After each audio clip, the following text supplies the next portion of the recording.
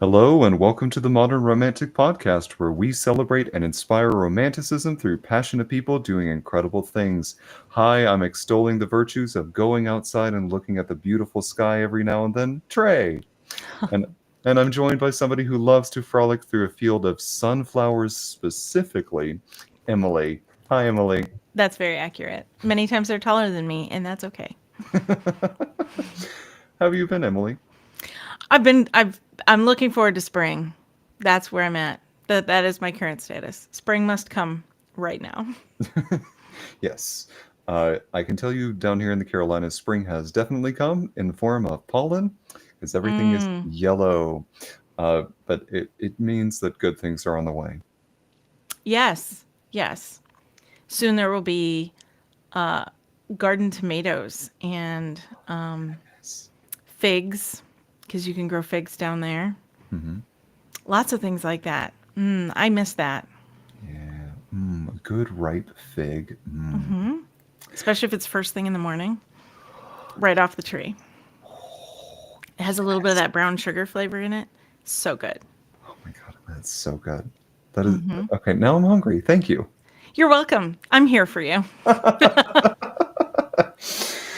Well, I am excited to get to talk to our guest today. Yes. So, would you do us the honor of introducing our fantastic guest? Of course I would. Today we have J-pop artist Olivia Millin with us. She's known for her newest album called Start Again, which is really exciting. And we're here to talk to her about that and many other things that she does creatively. So welcome to the show, Olivia. Thank you for having me so much, and I'm so excited. So are we. Thank you for being Yeah. here. No, I listening to your music, we'll definitely get into that a little bit later, but I am so curious, what got you into music? Yeah, so I've actually been into music ever since I was pretty much born.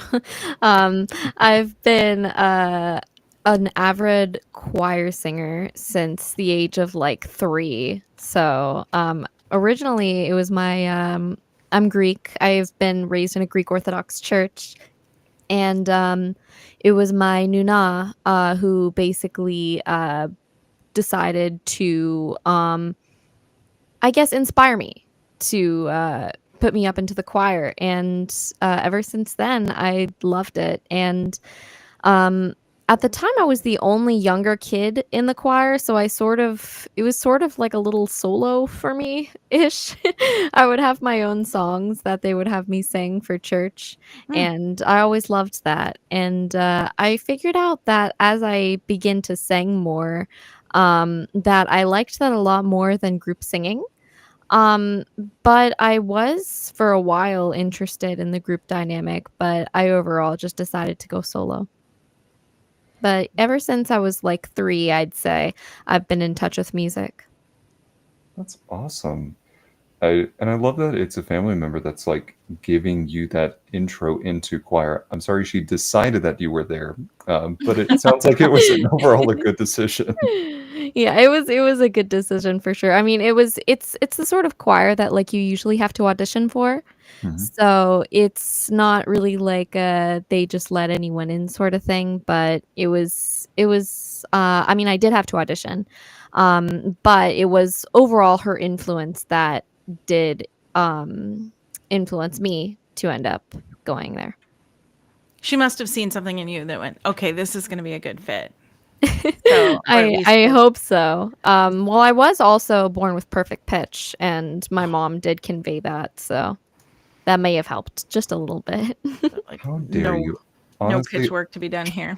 I'm so jealous of people with perfect pitch. Like, my God. It's a blessing and a curse. I Uh, want to know why it's a curse. Yeah, so for me specifically, it's somewhat of a curse because I was born with genetic perfect pitch, meaning that I have a little bit of a sensitive ear. So if something's too sharp, too flat, I kind of get I guess it just I don't get ticked off by it. That's not the right word, but the I guess the sort of wording to use for that is just like it puts a little notice in my brain. You know what I mean? Like, oh yeah, that's sharp, that's flat, and that's like for everything. But I can still enjoy music and stuff. And also, whenever I'm just like sitting down in a room, I'll just like hear the air conditioning and be like, oh, that's like an F sharp. And I'll just like start, I guess, like writing chords in my head to go with the air conditioning. It's really annoying. See, all right, I don't have perfect pitch, but I will harmonize with different things that are just kind of vibrating. There used to be those Yeah. big incandescent bulbs in the music department at my Mm. college, and I would be sitting there listening, and we even had a whole conversation where the ear training person stopped for a second. He goes, "Is that the incandescent lighting?" And he starts plucking it on the piano. He goes, "Oh my gosh! All right, everybody harmonize. You take B flat, you take D, you take F, and go." And we would just sit there and harmonize with the most random objects. Hmm. Yeah, that man sounds like he had perfect pitch. It was great. Yeah. So, that's definitely one of the things, and then I'd say it's for me, I consider it more of a blessing than a curse, mainly because the blessing is that I get to be a walking piano wherever I go, and that's sort of fun, so I guess making you because it makes you sensitive to it. That's something that, like, I took piano, for instance, and it's something where the piano teacher always said before the rehearsal, like, oh, if you hit a wrong note, don't worry, just keep going. Most people don't notice that anyway. But like, you're the person that would notice. So yes. even if the rest of us maybe wouldn't, I would because I'm playing it and I know I hit the wrong note. But and sometimes people would pick that up, but generally, but like perfect pitch also with singing, like you've like, can you even watch a show like The Voice or I actually well, here's the thing with The Voice and America's Got Talent, I don't really enjoy watching those because I actually, I tried out for America's Got Talent a while oh yeah, ago, Oh, and I got a little bit of an inside scoop on how they work. oh And turns out most of the time they hire people or they pick up people who are just going to be the most interesting to watch. They may not be the most talented, they may not be the least talented, but that's why you've seen like a lot of I imagine you've seen like those bad quote unquote bad auditions on sure, YouTube and stuff, mhm. right? They don't necessarily pick them or to air them because they're, talented or not talented. It's because it makes good TV. yeah, And that's I guess I never really just enjoyed that because I want to see someone for their real talent and not really someone, for I don't really want to see the whole marketing scheme around it, I guess. I it's just not wanna as see someone's real. raw Yeah, talent. It's not as real, exactly, that's what I'm trying to say. So what we're right. advocating for is going to be a TV show where we see all the auditions, the good, the bad, the everybody. Yeah, I guess. Right. All 3 million auditions or whatever. It'll be like a 2 month long process. It's fine. It's fine. I do know someone who tried out for The Voice who said basically if you don't already have some kind of platform or some kind of singing success, he felt like you would not probably end up on the show. Yeah, exactly. That they kind of already have people in mind that are probably going to advance. Yeah, exactly, Yeah. that's exactly what I'm saying. You get it. Yeah. Interesting. So after singing with a choir, you are starting to transition into solo singing. Um, what were some of the things that inspired your solo journey? What were some of the artists that you were listening to, or things that were inspiring to you that uh, I'm losing the question, but things that inspired you to move on in that solo journey? Yeah, so I guess the thing that majorly helped me, at least with J-pop, the thing that really inspired me to go ahead with J-pop was the fact that when I got to college, I got rejected by almost every a cappella group and every singing group that was there. I got one call back and they ended up rejecting me later on. So, overall, I didn't get any yeses across the board. And for a while, it was sort of dejecting, and then I realized, you know what? Um, if no one wants me, I'm just gonna do my own thing. And it turned out to be a lot more than that when I actually got the ball rolling. But originally the reason that I was rejected by most of these places or most of these groups was because they said my voice was too unique and that I wouldn't fit in with the group. And I I thought, see. you know what? I may as well just use that to my advantage and start a solo career. So that's what I did. And here you are. Yes. You made your own yes. I suppose I did, yeah. That's It's awesome. cool that we live in a day and age when you can do that too, because we're not completely, it's not like you have to, like the average person now can self start and DIY their way to their own yes in a way that I feel like we never used to be able to before. So, and that's really empowering. And I think that's really great that you decided to take that instead of just kind of folding or going a different direction. Thank you. As far as I'm curious with I'm curious with your journey into the Japanese culture and to J-pop specifically.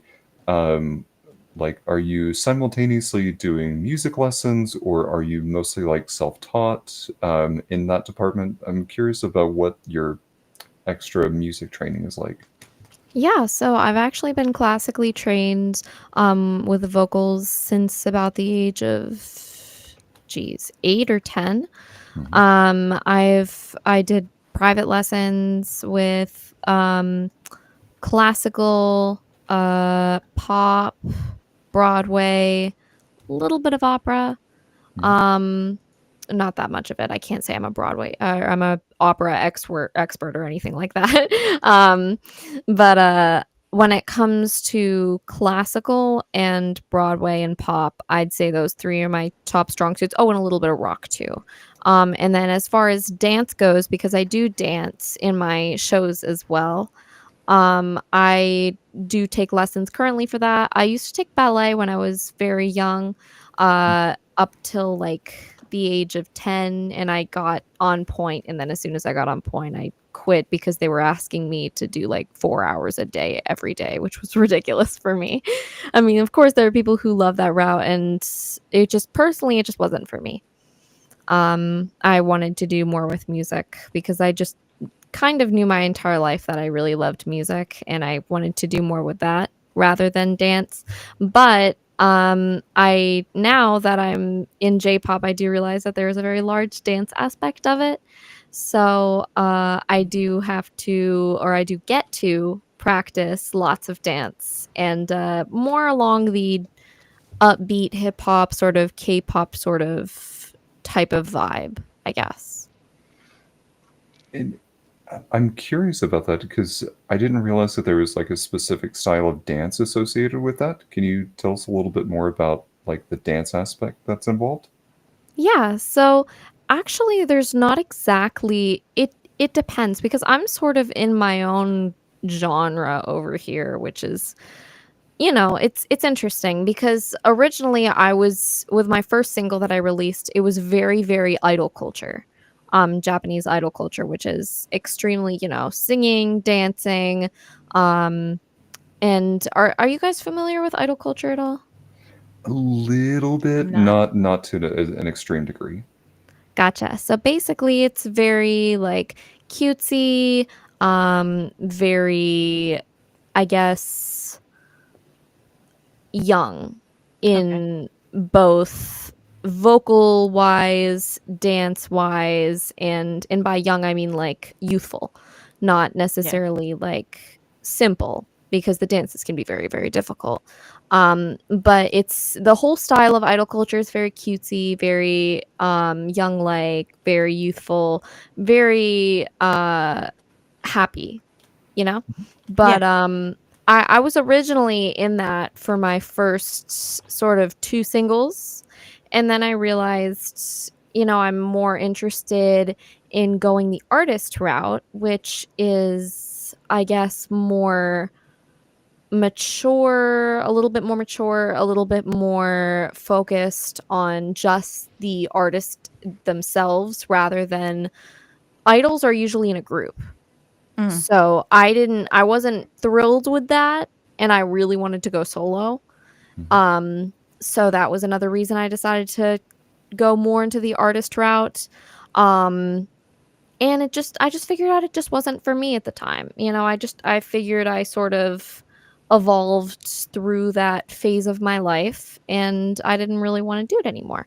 Which, you know, as many artists will change and evolve throughout their music career, and that was just an example of how I changed and evolved through mine. Um, and I guess you could say that when I was involved in that sort of period of my music career, it was it was very dance heavy. Mm. And sorry, it just started pouring over here. Oh. And I was like, what is that noise? Yeah. Basically it's very, very dance heavy, very less involved on the singing, very performance heavy. And I decided that I really wanted to do a mix of both because Mhm. I was really intrigued by the idol culture, but I also really wanted to do my own thing and sing a lot because I'm really sort of about vocal showcasing rather than I'm not a natural dancer. I really have to try hard at that and practice and hone my skills for that. So when it comes to that, it's not as easy for me. So I do want to showcase it. Just my vocals come easier. So I figured, you know what, I do like both, so I may as well do both. And so now for my performances, I do a little bit of singing, a little bit of dancing, some both at once. You know, it's that's why I said it's a little complicated in the regards of dancing and singing because I don't dance to every song, but I do sing to every song. Right. And I think that of the music that I've been able to listen to from your album, you get a really good taste of the diversity that you're bringing. So I think that that comes through both in the showcase of your of the tracks, but also the way that you're describing it here. Gotcha. Yeah. Um, Honestly, I was listening to Enough earlier, and I Oh was wow. That's my old music. That was like I made that in high school. but I was still really impressed. You got there was the thing that caught my ear was at the very end of it, and I had been listening to it for I don't know for about 3 minutes in, and then you started going up to that climax note, and I went, "Okay, dang, all right, get it, girl." So Thank you. that's very nice. Um, so less a question, more just a statement of I was like, "All right, I'm really impressed." Thank you. As far as you getting immersed with Japanese culture, how did that come to pass? So when it comes to Japanese culture, I've always sort of been in, I guess, not the loop, but I've always sort of been in with Japanese culture, like mentally. Mhm. Ever since I was the age of like 7, maybe, I grew up on the music. Definitely the music. That's how I got introduced to the whole thing. I started listening to a lot of Hatsune Miku. Uh, that came primarily from the internet. Um, and I always wanted to learn the language, but you know, when you're such a young age, it's not like you can just ask your parents, "Hey, I want Japanese lessons." They're like, "Okay, it's just a phase." But you know, it kind of stayed with me, and I really sort of grew in love with the culture. And that's, you know, a lot of people think that when I say, you know, "Oh, well, you love the culture, that just means you love anime." And I'm like, okay. um, you know, there's a lot more to the culture than just anime and, you know, Vocaloid and, you know, all of the pop culture things that happen. There's traditional bits, there's the history, and there's everything that comes along with it and how it came to be. And that's what I'm really interested in. Um, including the more pop culture bits. I mean, there are thousands of like pieces of culture and pieces of, I guess, repertoire in Japanese culture that you can talk about, and it could go on and on and on.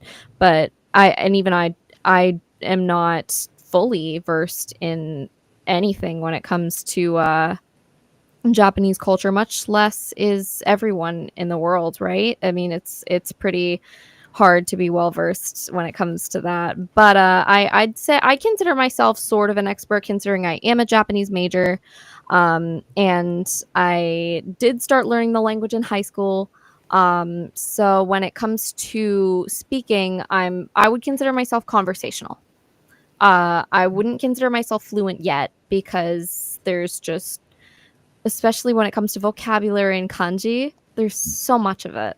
It's like, even Japanese people say that not everyone knows 100% of kanji. Not everyone can know everything, is what I'm trying to say. But I consider myself pretty well versed. That's awesome. I think the same can be said for the US too. Like we have so many different like microcultures in our, of course our country is a lot bigger, but I mean like you even said idol culture. That's a word we know. We know idol. We don't know the way it was, you know what I mean? Like I didn't know what idol culture was, but you explained it to me. So I think even with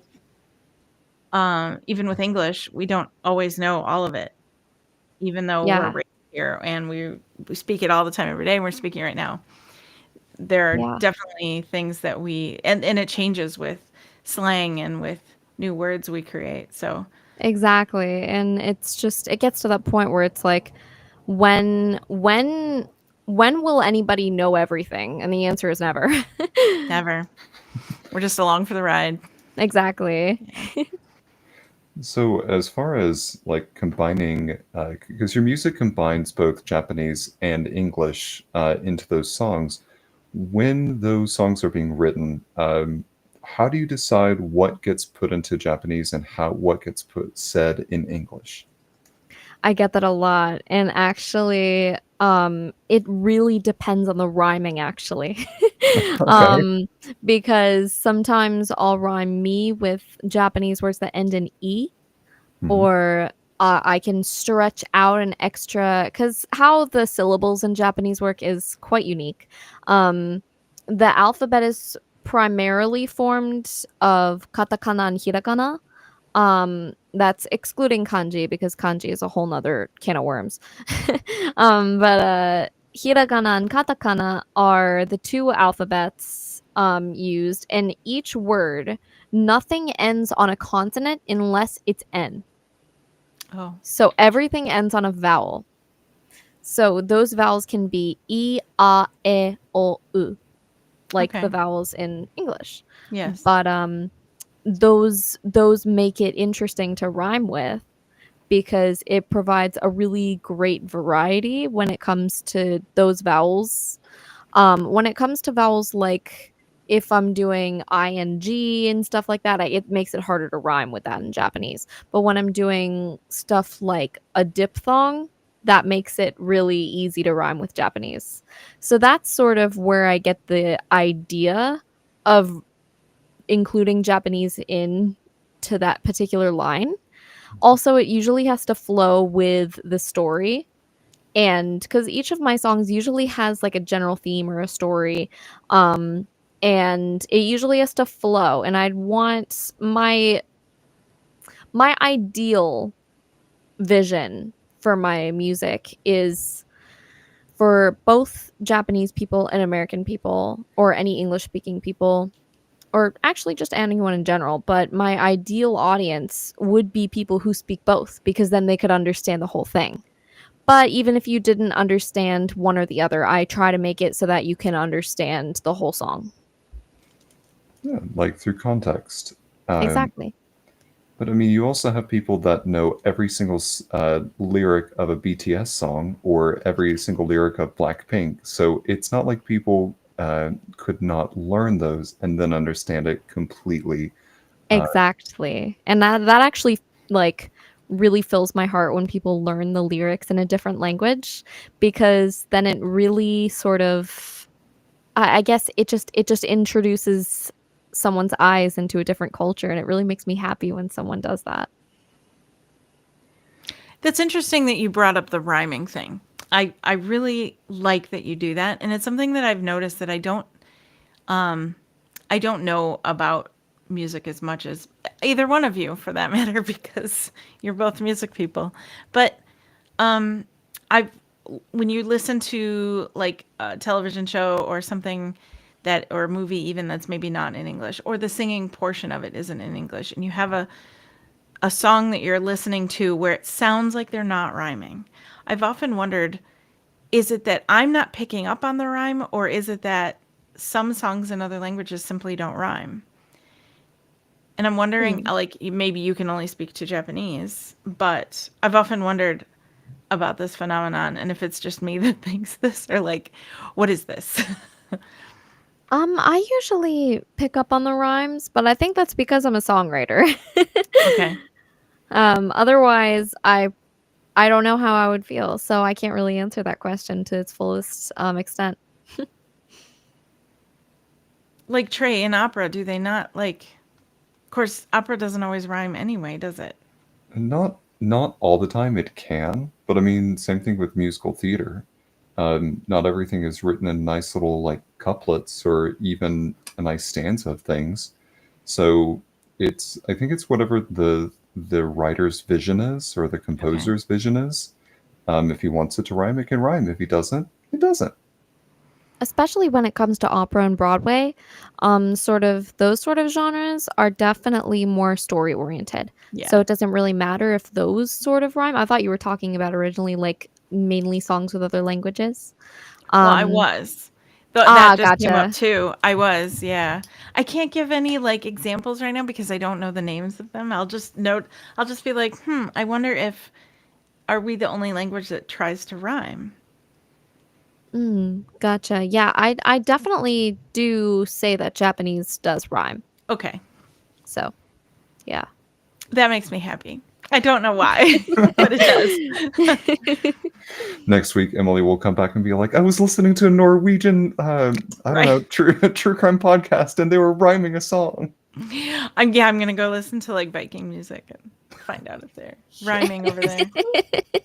Great. I'll report back next week.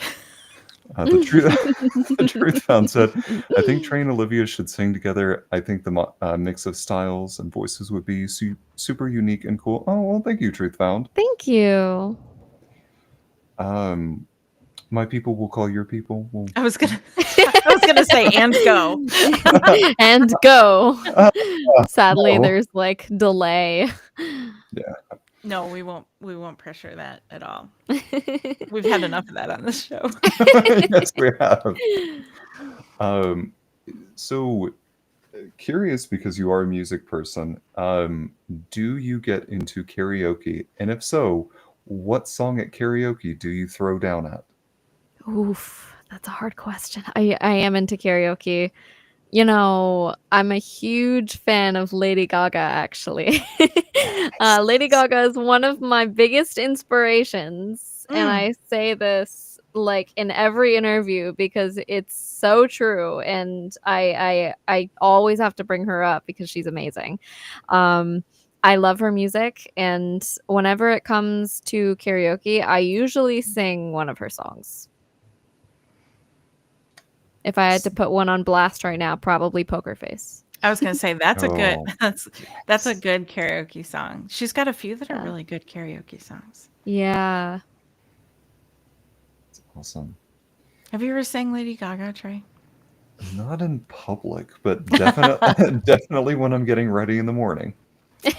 Okay. Next time I'm out there in Charlotte, we'll have to go sing Lady Gaga. That'll be the time Lady Gaga shows up and we'll be like, Just walks through the door. I heard someone was singing my music.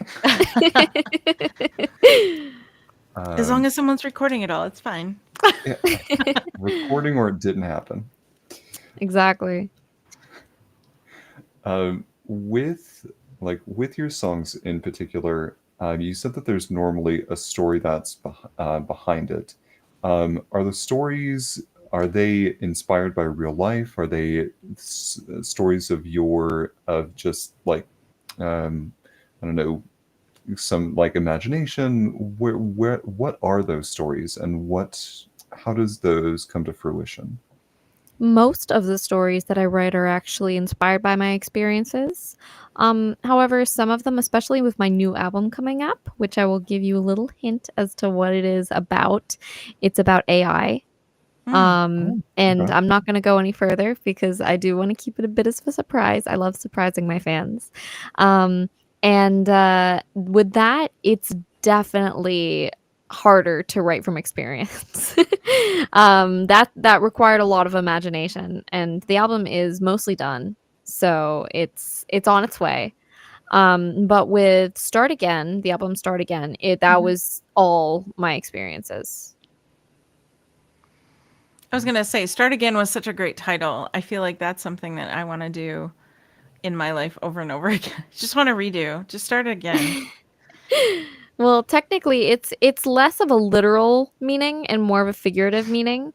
I guess like starting again in regards to mental state, Mm-hmm. like sort of resetting the slate and starting over when it comes to feeling the way you feel around pretty much everything in life. Feeling the way you feel about relationships, about friendship experiences. And well, specifically, that's what the album talks about. And it's less of a literal meaning, but I could definitely, I love that my album is all about interpretation. And there is no right or wrong way to interpret the album because every listener has their own mindset. And I think that's beautiful. It is. And that's kind of like art in general too. Like that's how that works. Yeah. Do you have any like big dreams that you are like on your bucket list that you want to accomplish with music? Yes. Two things, two major things. One, I definitely want to perform in Tokyo Dome Sunday because I feel like I've seen Tokyo Dome. It looks amazing, and I've always wanted to perform there. Just that's more of a personal goal, but the bigger goal that I have in mind, if I ever really hit it big, I've always wanted to start my own record company that's audition based and not televised. Oh. So that, like America's Got Talent and The Voice has like those sort of things. But I mean, like, I feel like how we were talking about earlier, they're so commercialized, they're not really real. I really want to create something that's real and I want to help people. So if I really made it that big, I do want to help people along my journey. So you said audition based. Is that not how they already do it? Or what do you think? No, record labels these days, for the most part, basically what they do is they take a look at your follower count and they Mm, say, "This is how many followers you have. We're gonna sign you. We're not gonna sign you. This is what your music is like. We're gonna sign you. We're not gonna sign you." So I it's not see. really audition based. It's more of like we take a look at what you have, and if you have the merit, like if you have the people to back you up, because what they do these days is that they don't build you anymore. I Back in see. the day, like record companies would build the artists. Yeah. These days, the artist has to build themselves. And then, if they're lucky, they'll get signed to a record company. So if the artist doesn't have the skills, maybe, or the mindset or wherewithal to go out there on social media and make a presence for themselves, they would never get discovered because there's Exactly. no real way to do that anymore. Wow. I had no Exactly. idea. Okay. Yeah. It's all about social media these days. I've seen JoJo talk about that a lot, the singer JoJo. Yeah. She was releasing some new music, and her record label had told her, we're not going to promote this. And she got on TikTok and made a whole video saying, my record label won't do this. I have to come promote this myself. So can you please help me out and make sure that this is a number one single? And it Mm, wound up working for her, but it was also a really good spotlight to say, like, this is the reality. yeah. Hmm. Excuse me. I've heard that works with modeling too. Like that's something that some of these designers are doing is picking models that have large followings. And Yeah. it was something that when I was in that industry, I kind of hated because I feel like there are really talented people out there that deserve to maybe have a chance at the runway. And the idea that they have a following might spread my brand a little further, but I don't know. I'm not sure. I'm going to have to think about this one. Yeah. It's a lot to think about, so I don't blame you. I'm curious now that we've opened the door to you owning your own record label. So let's go into the future. Let's say 10 years from now, you've got your own record label, you are hearing people. What are the things that you are looking from artists as they come in to say, Olivia, I want to be signed? What are you looking for? I'd say uniqueness, because that's really what pulls people to their attraction, right? When it comes to pop music, the industry is so oversaturated. There's so many pop artists.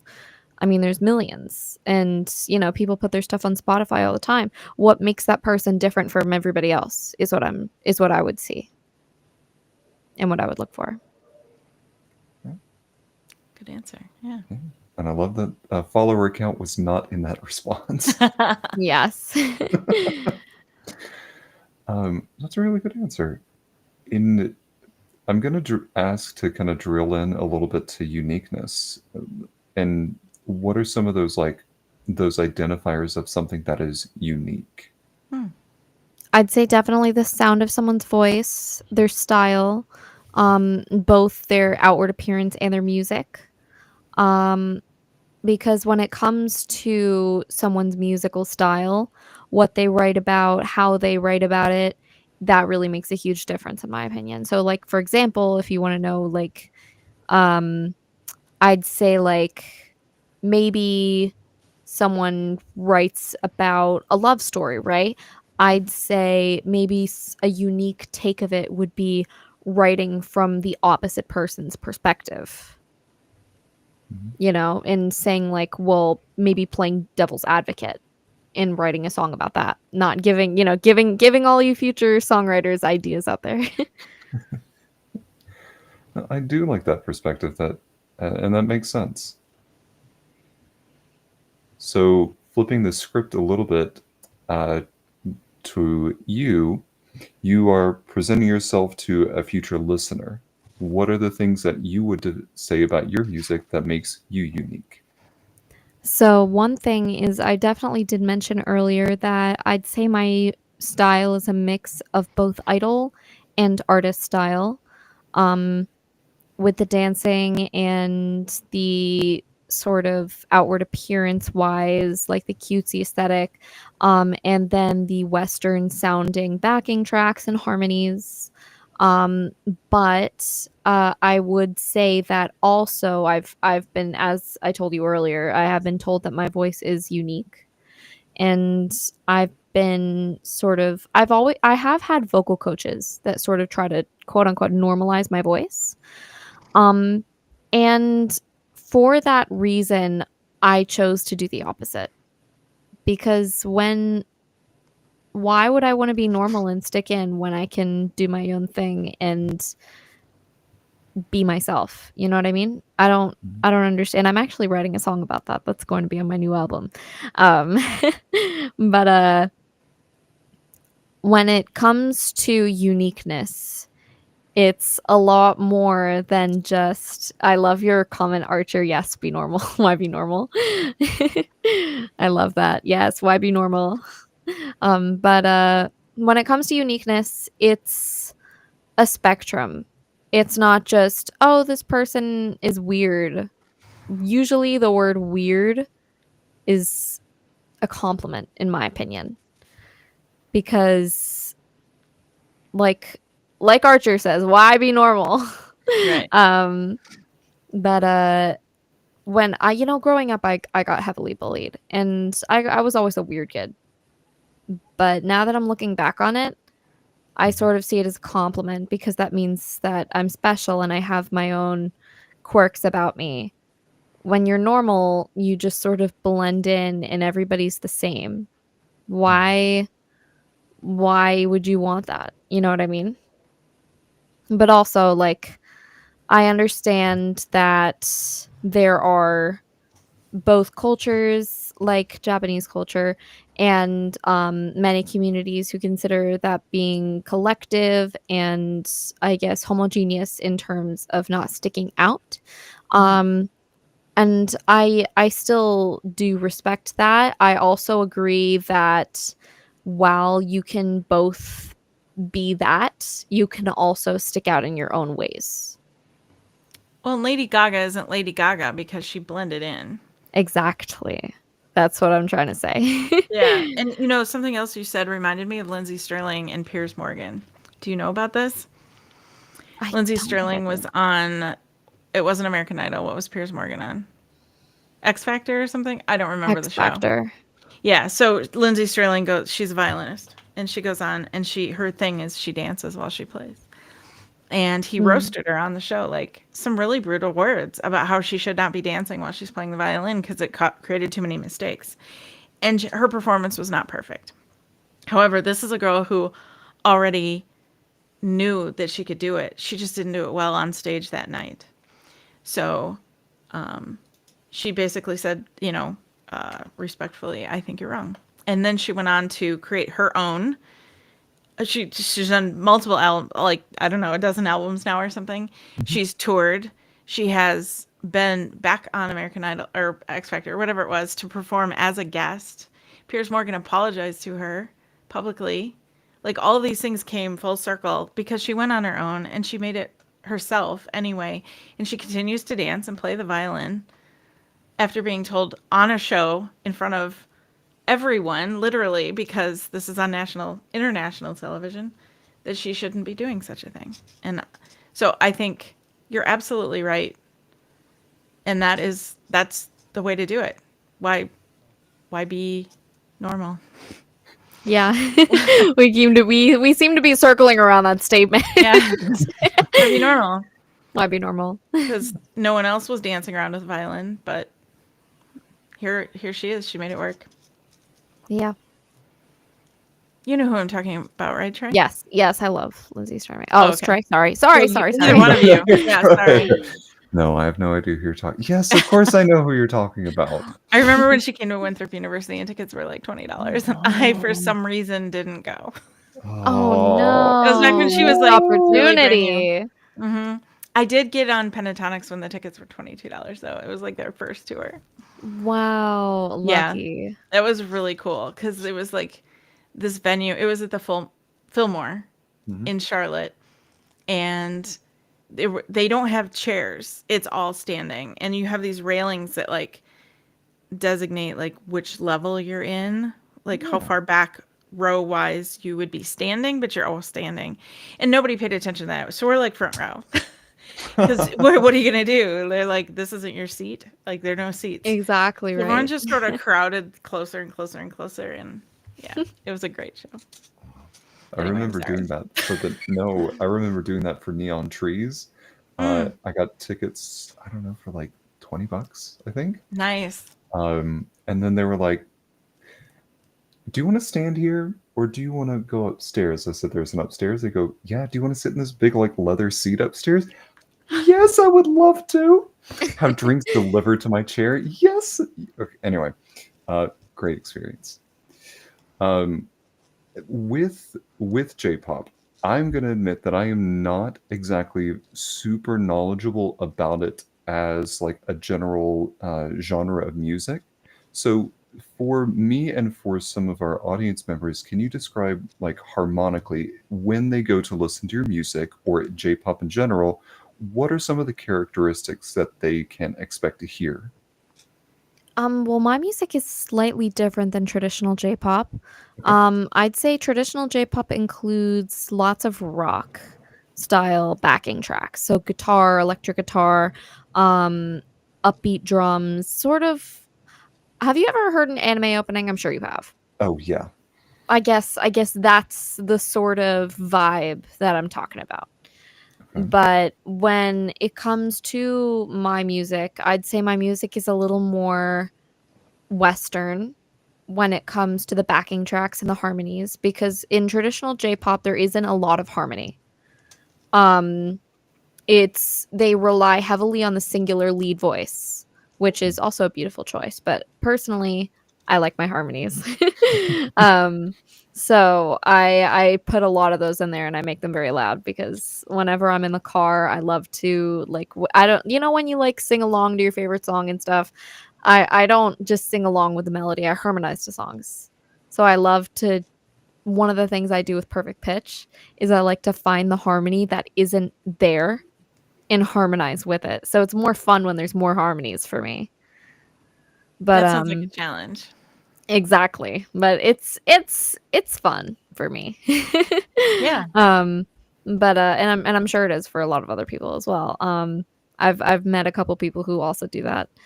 But when it comes to I guess my music versus J-pop music, like traditional J-pop music, J-pop music has been there's a lot of variety of J-pop, right? There's like Hatsune Miku type music where it's like fast and loud and very, happy, and there's also, I mean there's a million different types of producers. I'm just generalizing when it comes to Hatsune Miku in general. But it can also be, ballad like, sad. With one thing I love, my favorite J-pop artist is Yoasobi because I love how she mixes those melancholic lyrics with like really really happy beats like Yoru ni kakeru or Racing Through the Night. I imagine you've heard that song.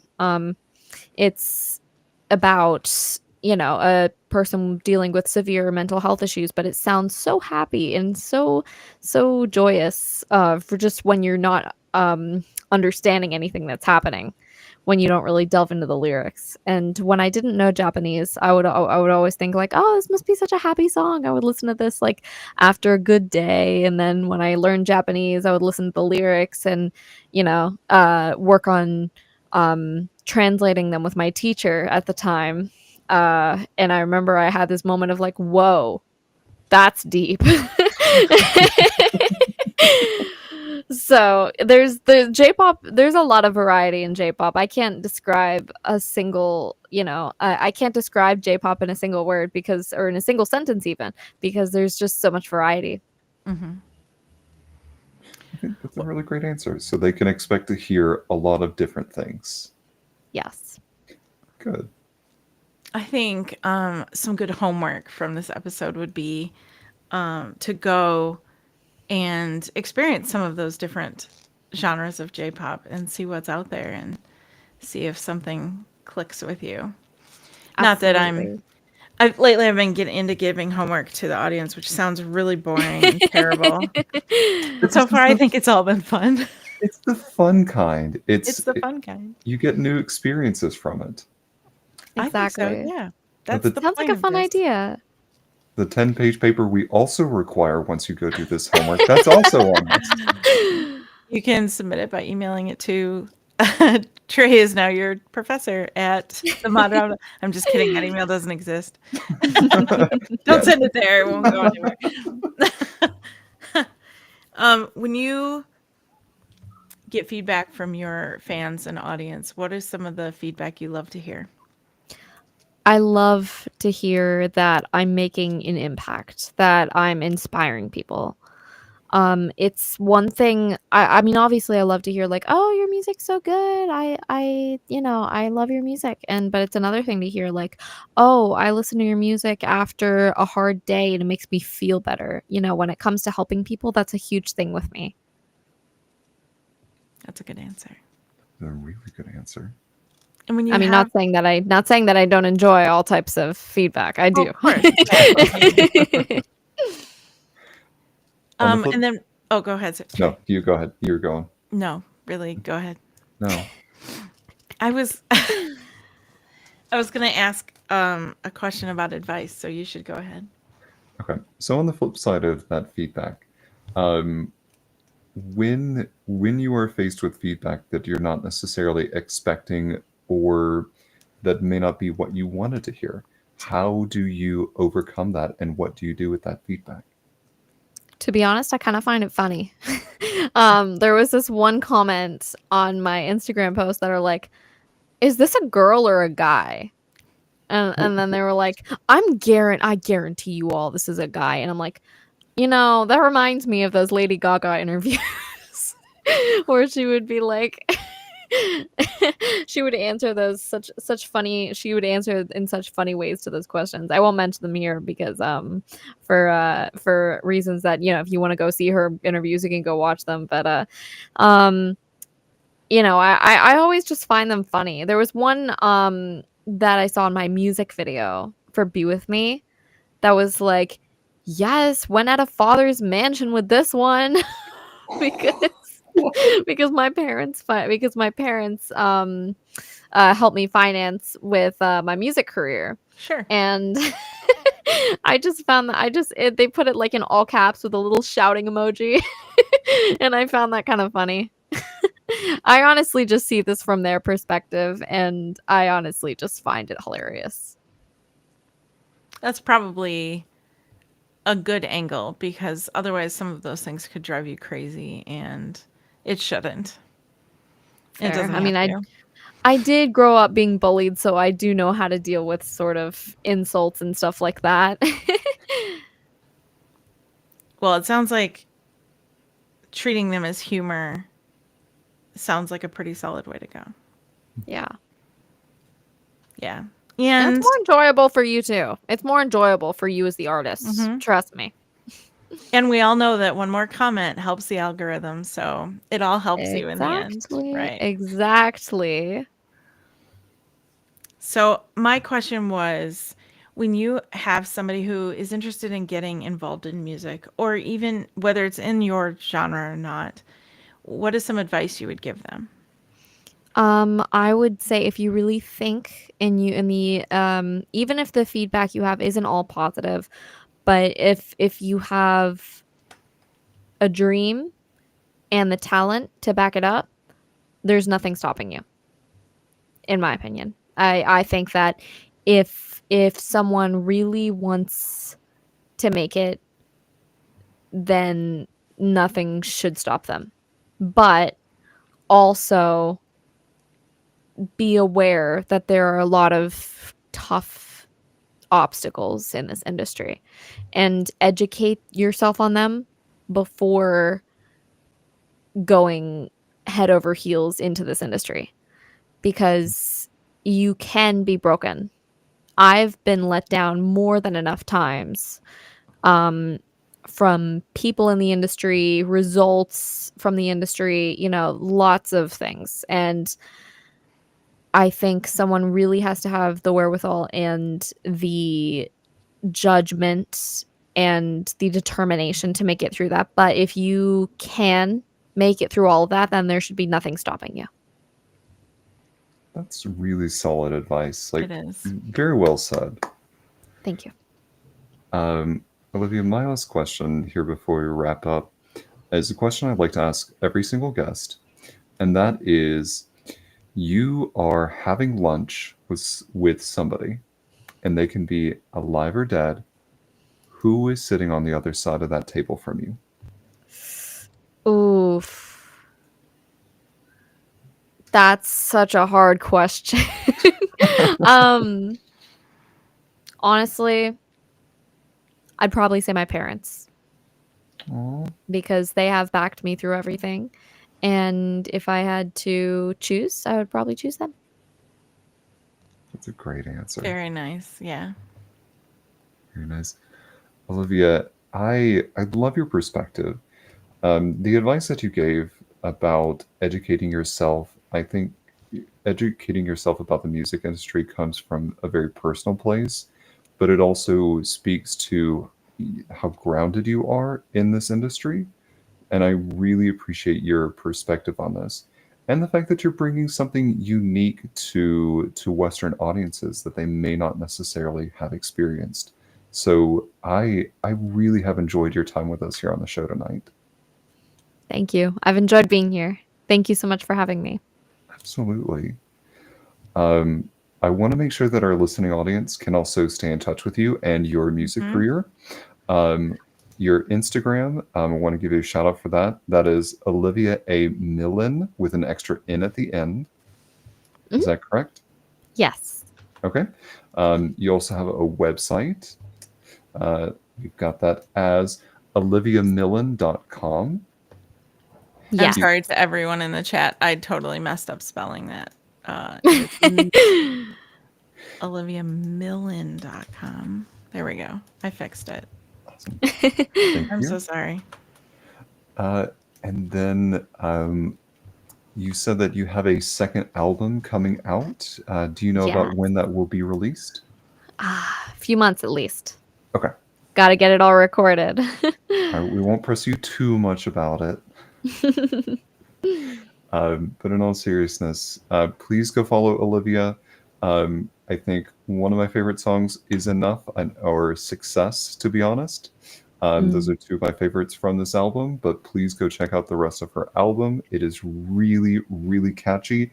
And as the young people say, there are lots of bops in there. So please go check them out. Lots of bops. Lots of bops. But thank you so much for tuning in to the podcast tonight. As we close this episode out, this episode, along with more conversations and behind the scenes content, can be found on our Patreon. Search for us under The Mod Rom, or you can check out our website at themodrom.com for more info and other episodes. Thanks so much for tuning in. Have a great night, everybody. Bye. Bye.